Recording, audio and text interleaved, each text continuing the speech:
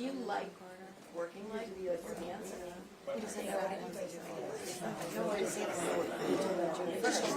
Just something. That's, I go like not every Wednesdays. yeah, kids these days, they like I know. so much so he didn't always want to say either. We did a couple of things, but my sister's a nurse. Oh, we need to know she's on. He's also, Yeah, that's first. she said, It's funny doing these. so like off my radar. You know, she don't work. Yeah, but see, the problem is if they take the wrong one, somebody might really mistake. He goes, really? You know, Well, I'm gonna keep that in mind. it's competitive. All right, we'll talk later.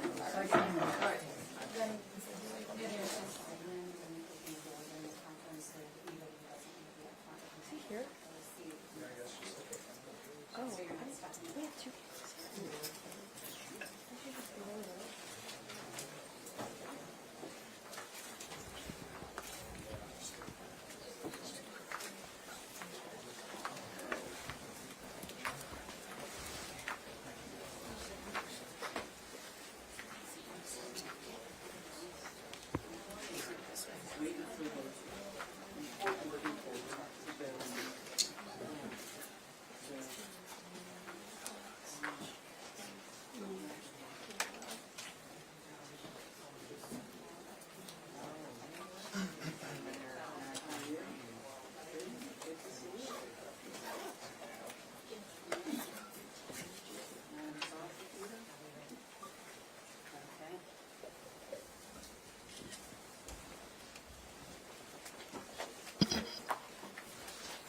Good afternoon, everyone. Please come on in. We've got a few more in the corners. Thanks very much for being here today. My name's Connie Pillich. I'm the prosecuting attorney for Hamilton County. And we have a lot of people behind me, and I do want to point out Sheriff McGuffey and Attorney General Dave Yost down from Columbus. We have some important news for you today. We also have a member of the Special Agent from the FBI and other members of law enforcement joining us today. Today we're pleased to announce the indictment of the 3 men connected to the burglary of the home of Cincinnati Bengals quarterback Joe Burrow. All right, so if I can let you show that screen just a wee bit. Okay, this indictment is the result of months of inventive work by our Southwest Ohio Burglary Task Force. Through their extensive investigation, and I really mean extensive, they had help from the Ohio Attorney General, the Clark County, Ohio Prosecutor and Sheriff, and many other members of law enforcement. The 3 men are Jordan Francisco Quiroga Sanchez, Bastian Alejandro Oriana Morales, and Sergio Andres Ortega Cabello, and we will have those names for you. They were indicted on 2 felonies. First-degree felony engaging in a pattern of corrupt activity, and second-degree felony burglary. All 3 of these men are believed to be citizens of Chile who came here legally under a visa-free program that the United States offers to a handful of countries. They appear to be involved in multiple thefts and burglaries in many jurisdictions, and they are far from the only individuals who do this sort of work. Next slide, please. This slide shows the 3 men involved posing while wearing some of Joe Burrow's jewelry and accoutrement. The 4th man in here, who's giving us a very friendly gesture, he was not present at the home during the burglary, so he's not a part of this indictment. Next slide, please. The thieves laid out the items that they took so that we could have a good idea of what they had. They were items was owned by Joe Burrow with his jersey number 9, also a large amount of cash. And then the next 2 slides show more photos of the defendants posing bracelets, more necklaces, and they're just kind enough to let us see their faces. And finally, the next slide, the items found in a vehicle with the defendants when it was stopped in Clark County, Ohio. The stellar work of the Clark County Sheriff and Prosecutor helped connect us to the burglary at Joe Burrow's house. So next slide, please. The Southwest Ohio Burglary Task Force was formed in early 2024, and it was formed specifically to investigate the string of burglaries going on in Hamilton County, particularly those connected to organized crime, such as the South American theft gangs. And I say gangs plural because there are many of them. Their methodology that this investigation uncovered was consistent with gang activity. We have a lot of victims in our county who have lost valuable and sentimental belongings, as well as their sense of security in their own homes, due to this type of theft activity. And this task force is working very hard on all of those cases. The extensive effort is made possible through the collaboration of the Ohio Organized Crime Investigation Commission under the leadership of Ohio Attorney General and its Bureau of Criminal Investigation, as well as the Indian Hill Rangers. In fact, they were the 2 founding members and do lead this task force. But other members of this task force include police departments from Amberley Village, Cincinnati, Deer Park, Forest Park, and Montgomery. It also includes the Hamilton County Sheriff. We also have partners in Butler and Warren counties helping us. And I really want to impress upon you the dedication and perseverance of the members of this task force. This work has been ongoing for months and months, in the case of Indian Hill, for years. It's very complex theft, and it's very difficult to conduct these investigations and find the actual perpetrators. These officers have gone above and beyond their regular jurisdictional duties because they've had to follow the cases to other jurisdictions such as Kentucky, Indiana, West Virginia, Pennsylvania, North Carolina, New York, Connecticut, and Florida. And their unwavering commitment to justice has been instrumental in advancing this investigation. And they deserve full recognition for all the accomplishments so far. I'm very, very proud of them and the efforts that they've put forth. And look, there have been a lot of challenges because this is complex stuff and it's not easy to follow unnamed people who have a methodology that allows them to get in and out of somebody's residence within 5 minutes. So I'm very proud to commend them for their perseverance and their commitment to establishing partnerships and finding ways to keep our neighborhoods safe. I'd like to now turn it over to the Ohio Attorney General, David Yost.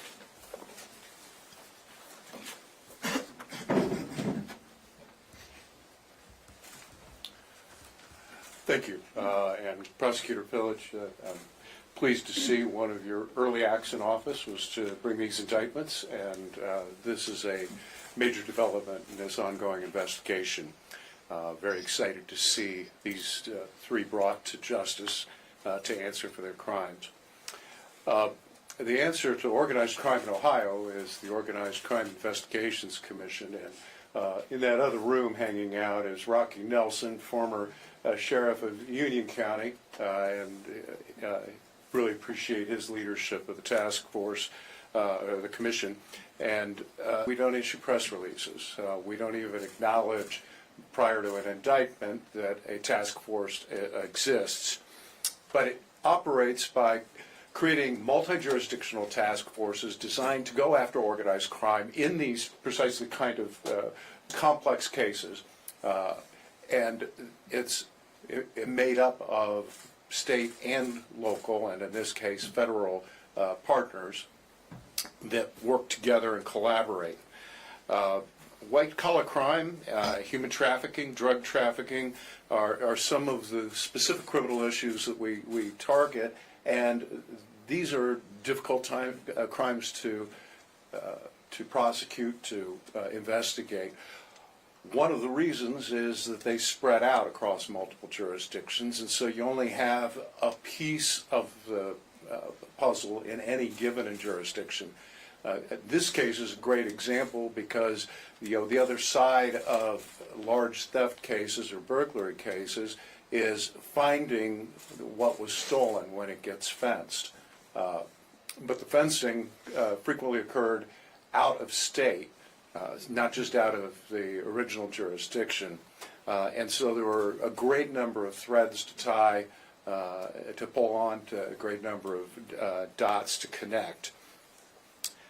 These folks on OCIC, on this task force, are the best at what they do. And what they do, as we're finding out here today, is they find the bad guys. I want to thank particularly folks in the task force who have done an amazing job, and of course our partners at the FBI and Homeland Security investigations have been invaluable as well. The investigation is ongoing. I expect more developments over time. You will hear about them when the relevant prosecutors are prepared to bring a case forward. But trust me that this will not be the last case that comes out of this investigation. Finally, I'd like to point out that none of these three should be in the country right now. They are past their appropriate stay with the visas, and this is one more instance why it's important that people come through the front door to America, that they come legally and through the system. Not everyone who comes in some other way is necessarily a criminal, but these are crimes that should not be happening in our communities and in our state. I want to commend my partners and the folks that have worked so hard on this for their victory today. There's obviously more process to go. As the Attorney General, I want to state for the record that all three of these men are presumed innocent until proven guilty by proof beyond a reasonable doubt in a court of law. Being familiar with the file, I'm convinced that when a jury hears this evidence, reaching that verdict will not be a problem. Thank you. Sheriff? Thank you.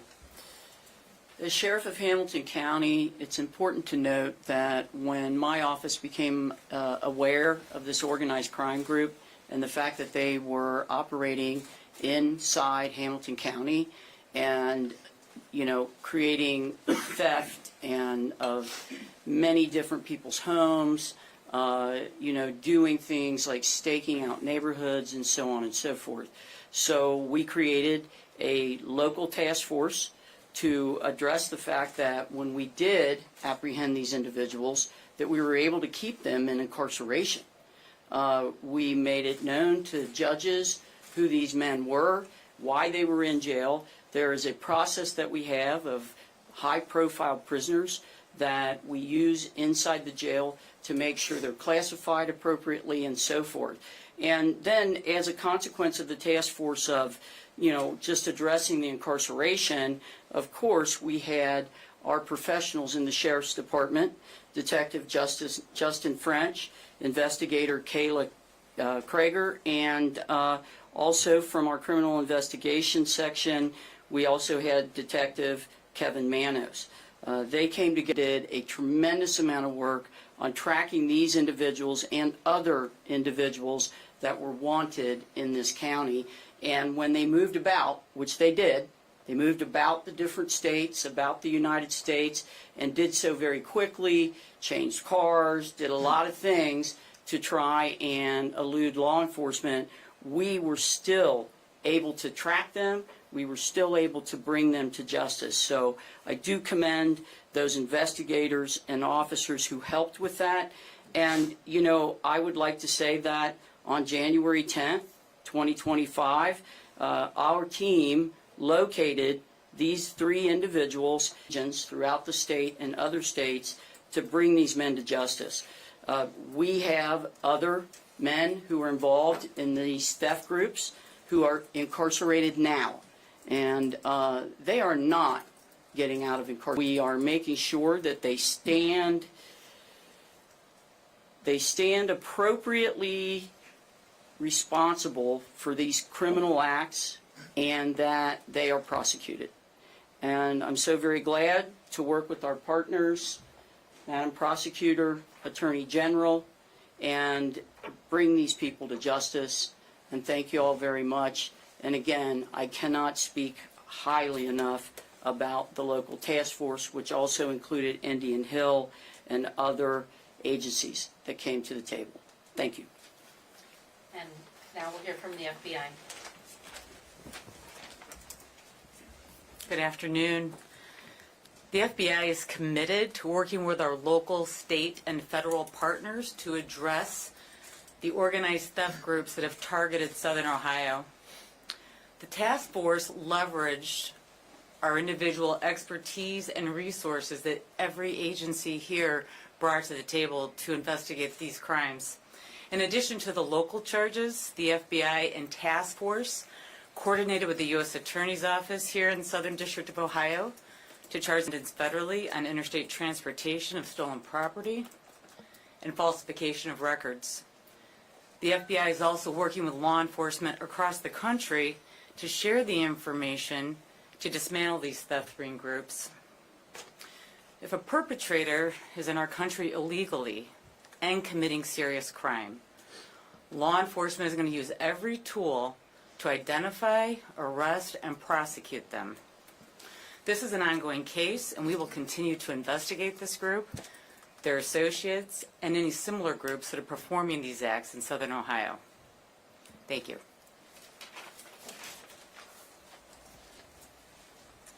And now we'll take questions. Yes, could you talk to me about the number of cases the task force is handling right now? I think I'm hearing it's more than that, maybe over 100. Is there, can you give us We a can't number? comment on that. Thank you. Attorney General, on the original charging documents, it appeared that BCI had a significant amount of information about these 4 individuals and were surveilling them before Ohio Highway Patrol actually pulled them over, got them into custody. Without giving away too many specifics, because I know that those investigations are ongoing, talk about the way that a lot of that information is collected and used to make sure that when an arrest is made, they can be held. So you not, Come on in. the prosecutor could speak to the proof of the elements of the crime and the kind of conditions that go into bail considerations. So you not only have to just think about, do you have the right guy, but can you convict them and can you hold them, is to keep these people in custody. Obviously foreign nationals, and they could disappear in the night. One of my first cases when I was a prosecutor years ago was a major drug trafficking case. We got $1 million bail, and they jumped it. They just walked away from the $1 million. So those are all important considerations, and without getting into methods or tactics, you can be assured that we're being very thorough in these cases. Well, that's what, so he had a phone number for one of the individuals, called it, and recognized a bag. I mean, this was a very complex process before it even got to the point of arrest, right? I am sure that at trial, some of these facts are going to come out. I'm not going to discuss methods and tactics today. A few of you have discussed multiple victims within this county. These 3 that we're talking about specifically today, have they been linked to other cases within Hamilton County? I'll let the prosecutor answer that question. No, they have not. Do you know if they're linked to any other high-profile athletes across the country, such as Patrick Mahomes, Travis Kelce, Bobby Portis? I've got to ask my investigator here. Hang on a second. All right, those cases are under investigation, and we're not allowed to talk about that, because it would jeopardize the investigation's success. Can you say how widespread an issue the burglaries related to the South American theft rings? How widespread an issue is that? Like, is that a national issue? It's definitely a national issue. It crosses multiple states. And those burglaries are happening in multiple states. Yes, and I think you will find in other jurisdictions reporting by news agencies about this type of theft. Do you know if they targeted Joe Burrow's house because he was Joe Burrow, or just because it fit the house on a hillside? They come up through the back. I can't talk about the details. No. You all mentioned that visa waiver program. Are there things that you all think should be done on the federal level to combat this crime here in Southwest Ohio and across the country? Well, I can tell you one thing we're grateful for right now is there is an ICE detainer on these three men. So even if they post bail, they're not going anywhere. We do, in this county, want to prosecute them to the fullest extent of the law and make sure that people know that this is not an acceptable form of behavior in the United States. But as far as the other things you're asking about, we're just doing everything we can to make sure we put our case together fully and strongly. This might be a question for the FBI, but how coordinated is this? Are we talking about dozens of people, hundreds of people that are involved in this theft ring? Are they training them, sending them out, the sale of the merchandise? I mean, how deep does this get with how coordinated this is? I can't comment on that. Can you comment on, and not maybe this case specific or any specific case, but the amount, I guess, of surveillance that goes into this for them? Like, from what I understand from talking to retired FBI agents, they do surveillance on homes. Sometimes they look up the house on Zillow. They use drones. Sometimes they act as delivery drivers, maybe weeks, months before they commit the burglaries. Can someone speak to what goes into committing these crimes? I think what's in the public record is what you can rely on here, but we can't talk about the evidence we have. We just got the indictment. Right now it's considered attorney work product, and we will be working with our team to decide what evidence we will be presenting at trial. Right now we just can't talk about it. How soon before they face... I would just add to that, we're not about to conduct a how-to-do-it scenario here for the criminals in the audience that are watching. What about, though, just, I guess, one of the complaints that I got from victims who are not professional athletes, I'd like to respond directly to that. This task force has been working its tail off just in this task force for over a year, and they are investigating every single one of these crimes. Yes, Joe Burrow is a notable to be interested in it, and judging by the number of people in this room, I think I was right about that. That's why we're doing this, but it does highlight that this is an ongoing problem, and I can promise you that this task force is taking every single offense very, very seriously, and we're doing everything we can to bring the perpetrators and those other burglaries to justice. Sheriff McGuff, this is a question for you. You indicate that there was a special task force established to make sure that these people didn't get out of jail if they were apprehended. Why is that not more standard practice? And why is it just necessary in this case to put special attention to them not getting out of prison? Yes, because they are in this country, overstayed their visa. They are here committing crime, and we are focused on people who commit crime. And, prior to this, one of the individuals was able to post a bond. And we do not want that. Absolutely not. You're a criminal. You committed a crime. You're continuing to commit crime. You're associated with an organized crime ring. You will be brought to justice in Hamilton County and in any other state you operate in. And that message has been made clear.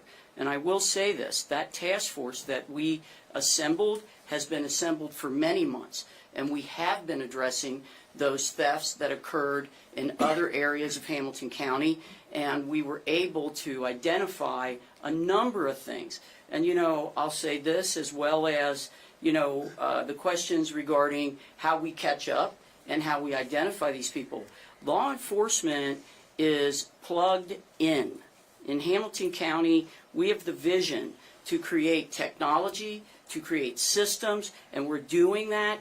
And our message across the nation to criminals like this and organized crime is, we can find you, we will find you, and we will bring you to justice. To clarify there, the task force has been operating for months, was not established. And the fact that we needed to have a unified communication when these individuals, high-profile individuals, came into jail, who we know are actively trying to jump on, who are actively trying to get back to their criminal activity.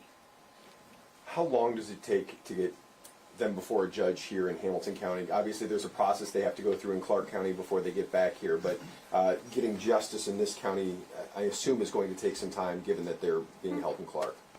Yeah, it takes time. It always takes time. The wheels of justice sometimes seem to move very slowly. Clark County has been very, very cooperative with us, and they have agreed that if we want to move first on our charges, they'll transport the prisoners down here and let us prosecute them here first. What about federal versus the county charges? Like, what would Yeah. be processed first federally? The U.S. Attorney's Office did indict somebody, I don't recall exactly who, for transporting stolen goods across state lines.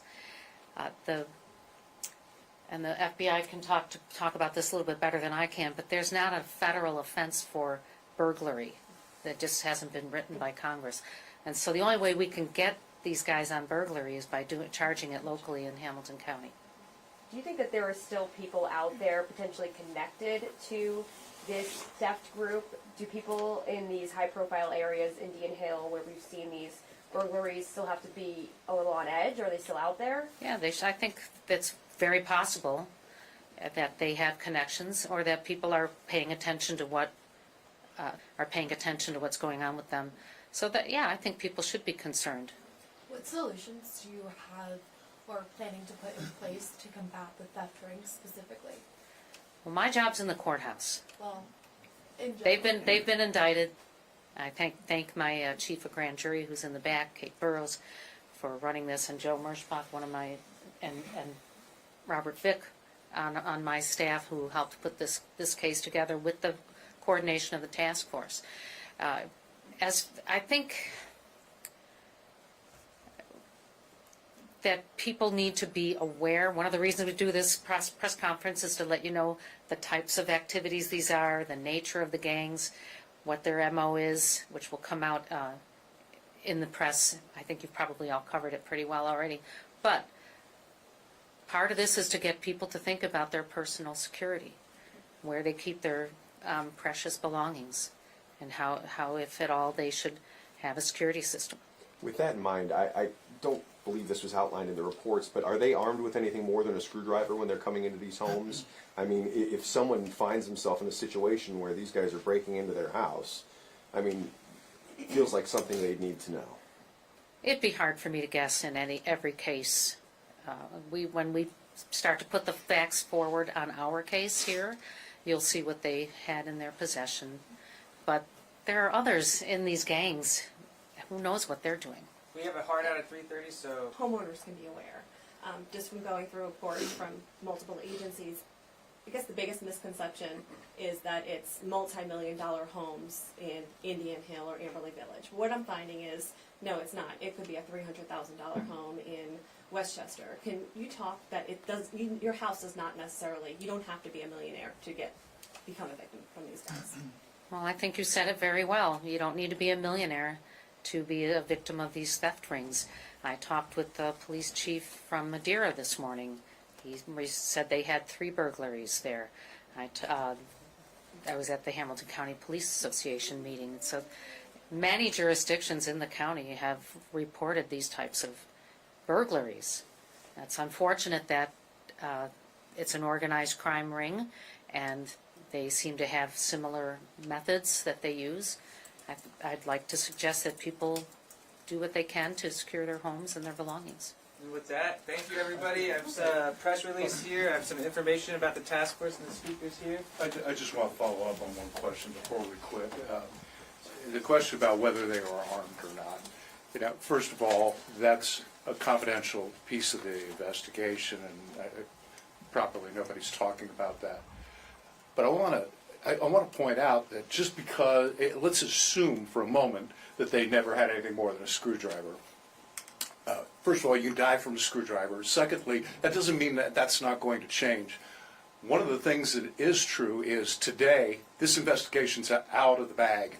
And people know now, because you're all here and this indictment is public, that we're looking for them and that there's a significant number of resources that are going to bust up this gang from top to bottom. I don't know what they're going to do. So my recommendation to any Ohioan is that you assume that if you run into somebody breaking into your home, that they are armed.